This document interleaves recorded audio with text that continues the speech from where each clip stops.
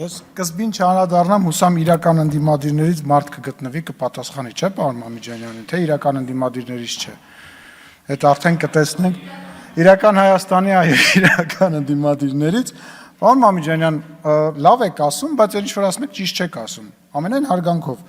Սահմանազատման հանձնաժողով գոյություն ունի, որը որ դուք բոլորով իրական եւ ոչ իրական ընդդիմություններով ասում եք, որ Ադրբեջանը չի ստորագրելու, բայց այդ սահմանների ով է առաջ, ով է հետ խնդիրը դրված է այնտեղ եւ այդ խնդրով զբաղվում է կոնկրետ հանձնաժողովը։ Դրա համար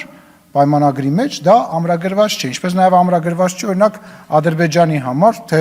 մեր զորքերը եթե ինչ որտեղ մի մետր կամ մի կիլոմետր առաջ են, իրանք հետ քաշվելու են, թե չեն քաշվել։ Այսինքն այդ մեկ անցանք առաջ։ Գերիների հետ կապված։ Հարգելիներս, պատերազմից հետո մենք ունեցել ենք 153 գերեվարված անձ։ Այսօր մենք ունենք 23 գերեվարված անձ եւ որոնցից 12-ը ռազմաքաղաքական ղեկավարներն են, որոնք գերեվարվել են 20 թվականի պատերազմից հետո եւ այդ աշխատանքը շարունակվում է եւ դրա մասին ասվել է եւ պայմանագրի մեջ դա ամրագրելը չի նշանակում, որ այդ հարցը այն հարցն է, որը որ պետք է այդտեղ ամրագրել։ Դա այդտեղ ամրագրելու հարցը չի եւ այդ աշխատանքը շարունակվում է այդ պայմանագրից դուրս, որտեղ պայմանագիրը կարող է եւս 2 տարի չստորագրվի, բայց մեր գերիները կարող է ամենայն հավանականությամբ մեր կողմից ամեն ինչ հնարավորինս շուտ վերադառնալ։ Դրա համար այդ հարցը այնտեղ դնել որևիցե առիթ եւ պատճառ կարծում եմ հասկանալի չկա եւ չի կարող լինել։ Ինչ վերաբերում է ընդհանուր պայմանագրին, ինչի պայմանագիրը չի ներկայացվում, դրա մասին վարչապետը բարձրաձայն ասել է, որ պայմանագիրը ունի 2 տեր, 2 կողմ։ Առանց դրա էլ հայկական կողմը արդեն շատ բաներ հրապարակային քննարկել է եւ ասել է։ Եվ կարեւոր բան եմ ուզում շեշտեմ, որը որ մեր հայրենակիցների համար հա ասել եմ ու կարծում եմ էլի պետք է ասել։ Պայմանագրի մեջ, համաձայնագրի մեջ չկա որևիցե կետ, որը որ միակողմանի է։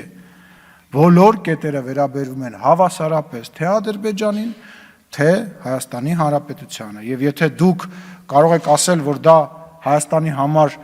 ինչ-որ կապիտուլյացիա է, դա նշանակում է, որ դա Ադրբեջանի համար նույնպես կապիտուլյացիա է, որովհետև հավասարազոր։ Այսօր պարոն Մամիջանյանը մի հատ օրինակ էր բերում ծխելու եւ չծխելու մասով, պարոն Մամիջանյան, այդ օրինակն էլ տեղին չի, որովհետև օրինակ Հայաստանը չի պատրաստվում եւ չի սպառնում Ադրբեջանի վրա հարձակվել։ Իսկ Ադրբեջանը պատրաստվում է, ասում է, խոսում է, սպառնում է դրա մասին եւ այո, այդ պետք է ամրագրել եւ դա ամրագրված է եւ Հայաստանը եւ Ադրբեջանը այդ փաստաթղթով արձանագրել են, որ իրանք